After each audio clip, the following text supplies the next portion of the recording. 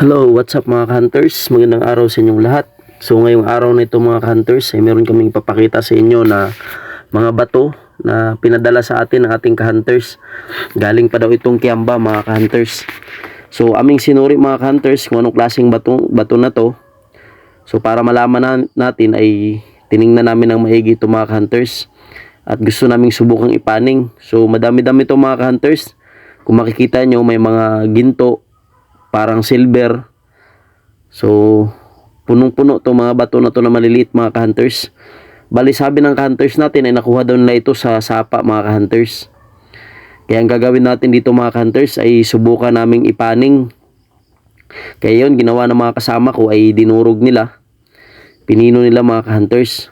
Actually mga ka-hunters wala din kaming experience sa pagmamining. Ang gagawin lang namin dito ay susubukan lang namin tong durugin at ilagay sa paning kung meron bang mga maliliit na nuggets or maliliit na ginto na napasama sa mga bato na ito mga ka-hunters. Kasi kung tinitingnan ko naman base sa analyze ko ay meron siyang pyrites at saka silver mga ka-hunters. Pero napakaganda sana nito mga ka-hunters kung meron kaming tinatawag na mercury. Kasi kung merong mercury mga ka-hunters ay talagang kinukuha niya yung ginto o sinisiparate niya yung ginto mga ka-hunters. So bali ang ginawa lang namin dito mga ka-hunters, yan pinapaning namin para makita lang kung may mga ginto-ginto ba. So sa observation naman namin dito, makita nyo naman mga ka-hunters ay marami talagang kumikinang na kulay ginto. Ayan o. Kaya possible naman na meron talagang ginto. Kasi yung may mga lumulutang na mga makikintab din pero halatang pyrites yun. Pero yung hindi nalutang mga ka-hunters, yung naiiwan sa ng tubig, pag-agos ng tubig, ay possible ginto rin yun. Kaya mas maganda talaga nito ay magkaroon ng mercury. Ayan, pinadagdagan ko pa sa kasamahan ko para talagang makita at mapatunayan talaga.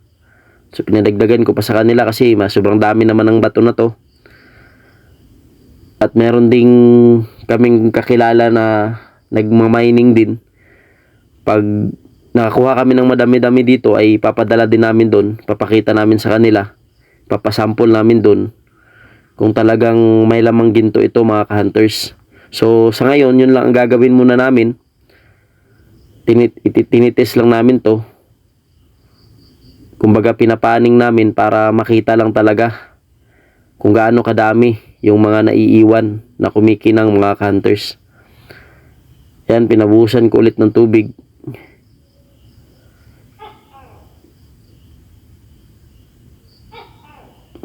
So pinakaano talaga nito para malaman namin ay ipapadala namin dun sa marunong talaga sa mga mining.